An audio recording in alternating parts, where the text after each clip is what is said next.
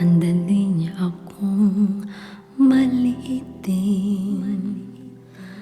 Sa mga salita pa lamang niya, kayang-kaya niya akong durugin.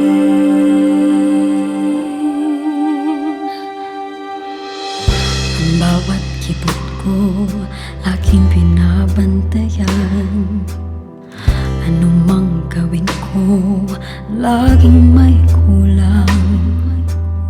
Nakatanghod sa kanya, hindi kami pantay sa palad niya. Ako'y hinihimay. Magkahalong takot at kaba ang nararamdaman. Sa anino niya hindi ako nasisikatan ng araw. Wala akong araw.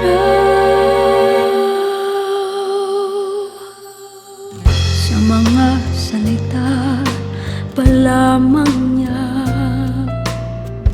kahit napabulong nakakalatay.